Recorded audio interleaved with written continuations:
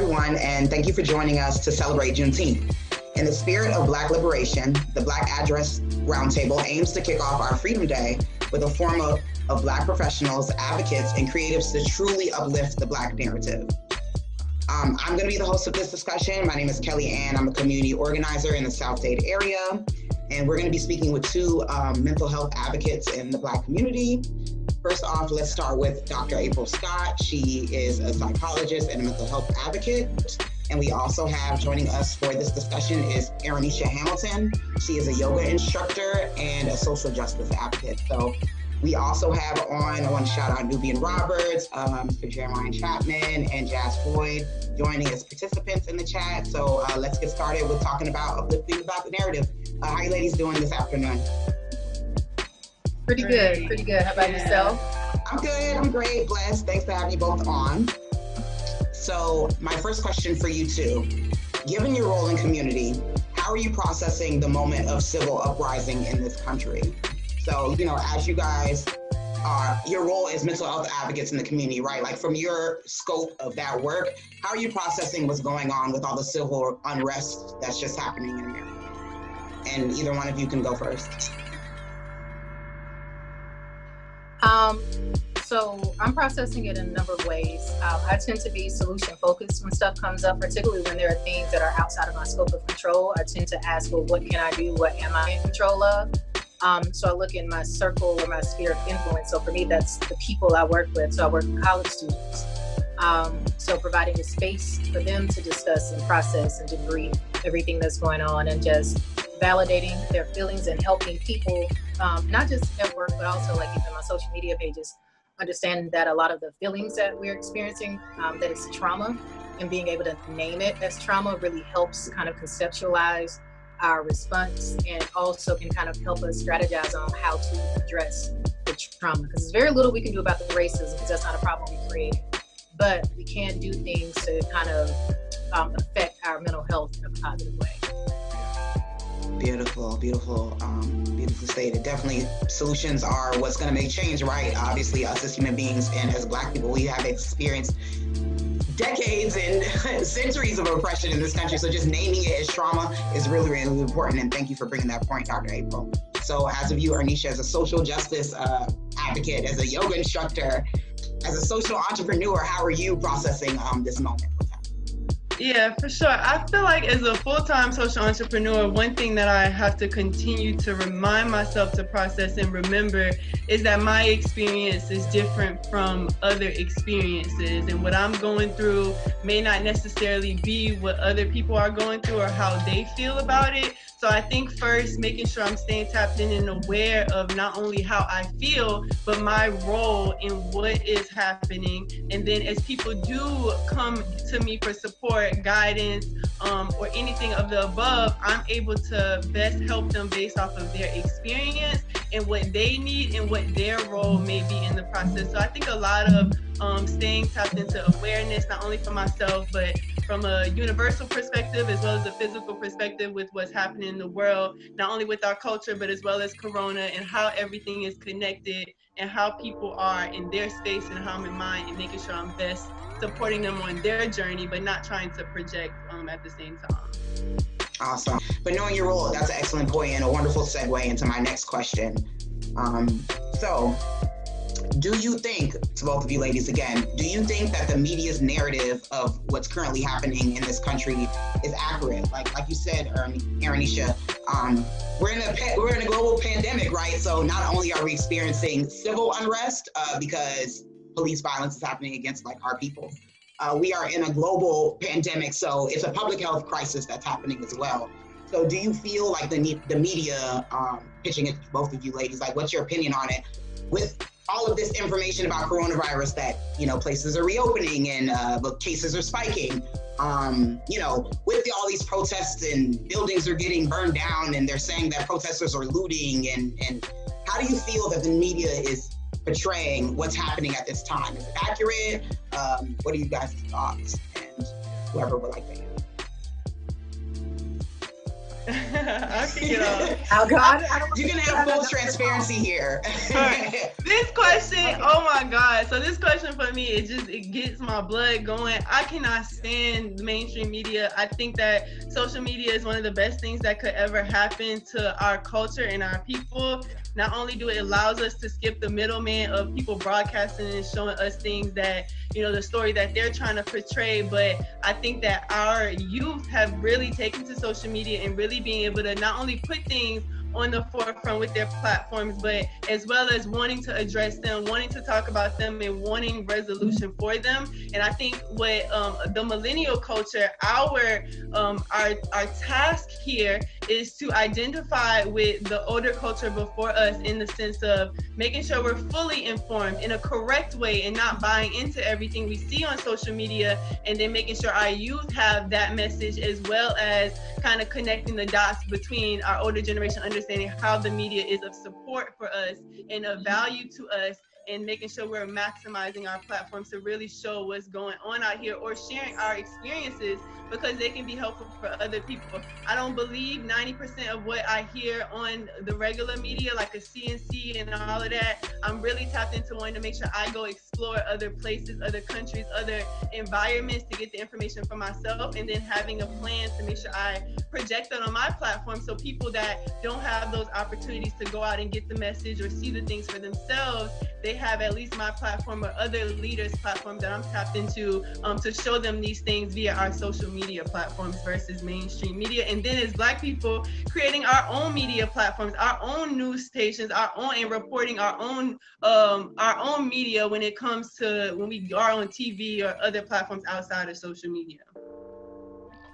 Wow, I totally agree, and I think I know that's exactly what we're trying to do with this, Juneteenth event, pushing our own narrative, because if it's left up to mainstream media, they can paint a picture of however they view us, and we're here to really dispel those false narratives and stereotypes of our people, and I really appreciate you saying that.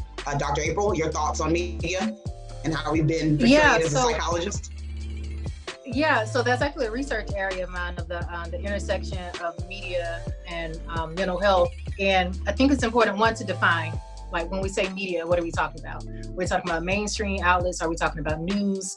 We're talking about paper. Are we talking about social media? Because all of those things are media. So I won't say that the media is accurate, because some of it is, like Anisha mentioned, social media. That's how a lot of us are staying in tune or are posting live. That's still a form of media. Now, when we talk about mainstream media, I think it's important to be an informed consumer. So you should never take things as just face value. This is what was reported, I believe it. You got to ask yourself the questions: who's reporting it? What angle do they have? What blinds do they have? Can I find other sources? Can I find a theme across those sources? What's their goal in this story, right? Anytime a journalist is telling the story, there's something they want you to walk away with. So when you're reading and consuming, what do they want me to know?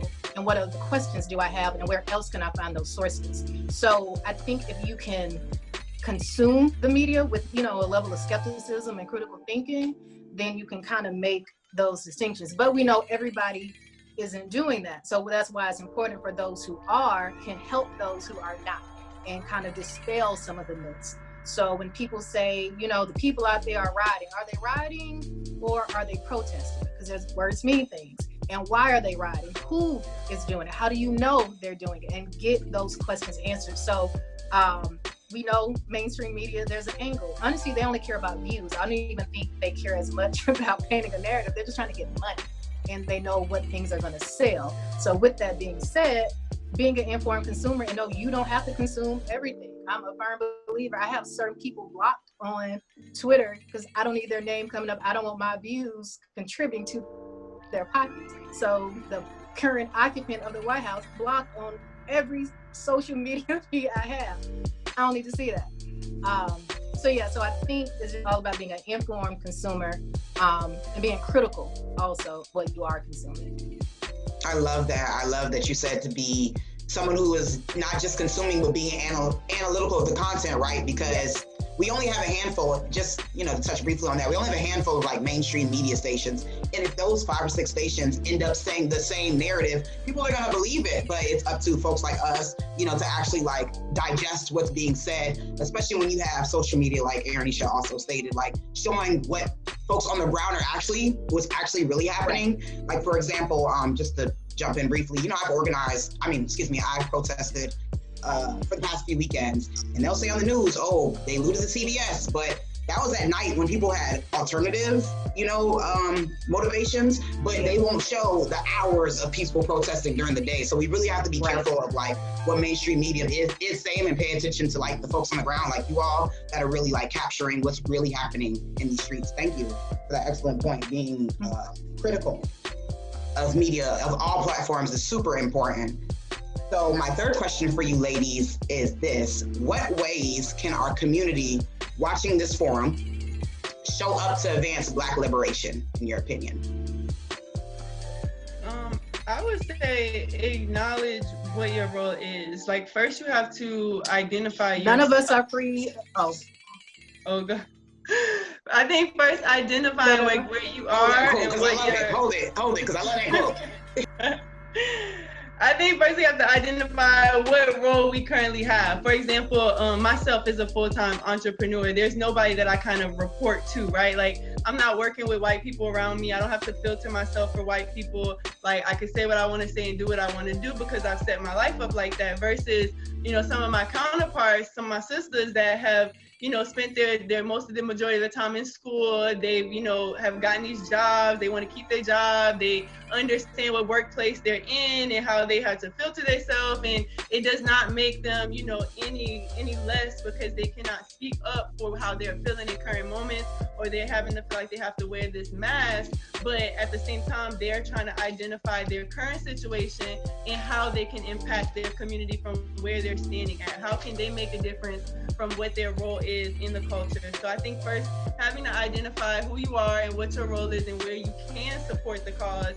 And then, and I think remembering too, like, we all have a lot of opinions as people, and sometimes everybody's opinion isn't what the answer is. Like, there's a lot of things that our people have been trying for years, and yet we still have been stumped down and not able to progress forward. So I think that everybody realizing that their answer is not the answer for the collective, but knowing that how you feel is still valid. So knowing where you at, where you stand, and then what you can do from where you stand, and then starting to make that difference by making that action step. Yes, can I just uplift that Aaronisha has emancipated herself from white folks and can say what she wants? Like, that is just the spirit of Juneteenth, right? She has wholly built her platform to emancipate herself from white people. I'm trying to get there. I love it. I have to uplift that. That is so dope.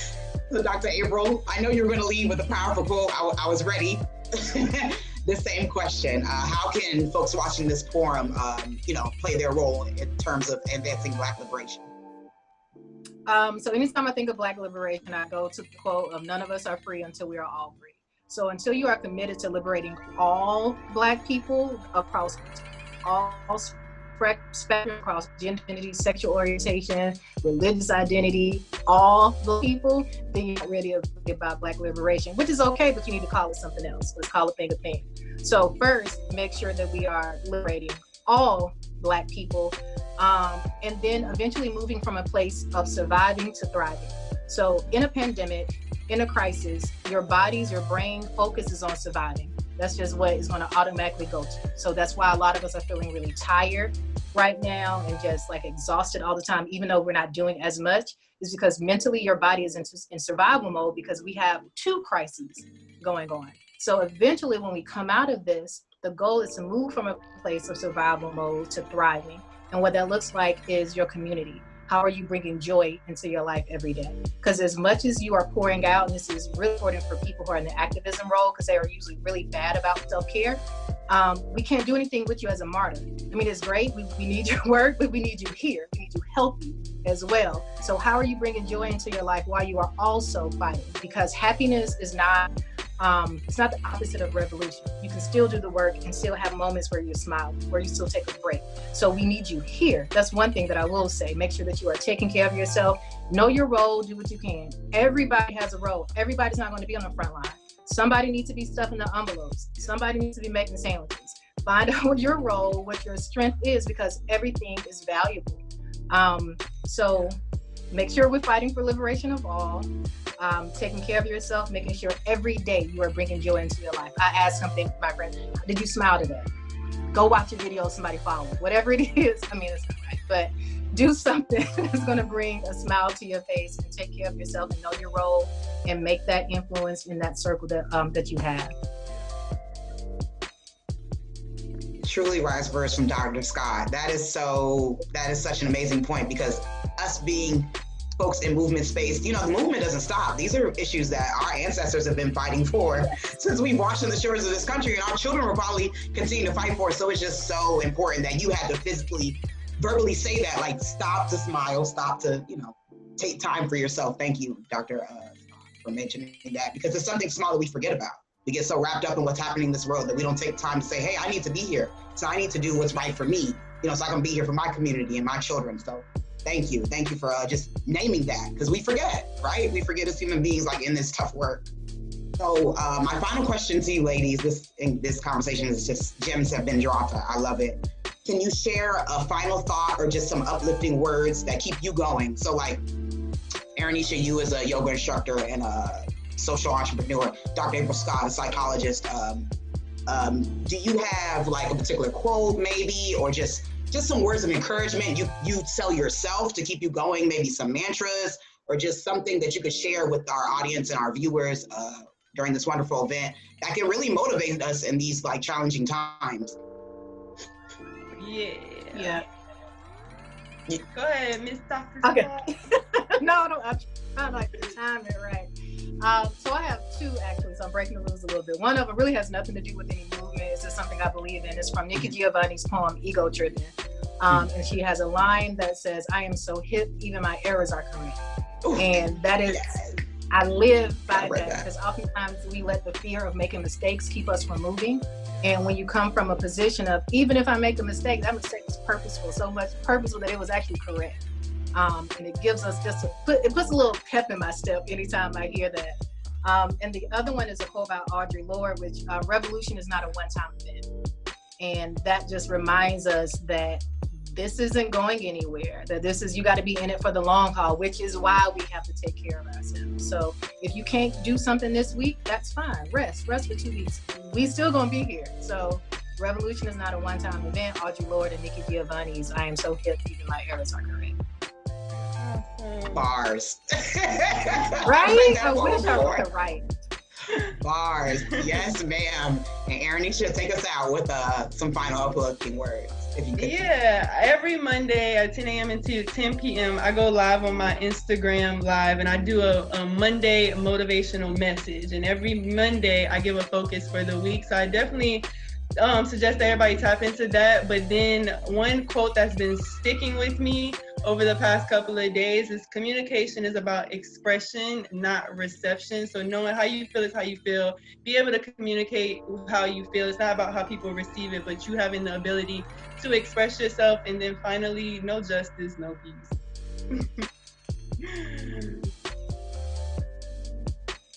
Love it. Again, that wraps up our first panel, our first roundtable discussion with our two badass Black women mental health advocates. I am so full by talking to you ladies and engaging with all of you tonight about how we can engage in self-care, how we know how to show up in community, how we need to remember to smile. I just really thank you both ladies. And again, this has been our first mental health panel.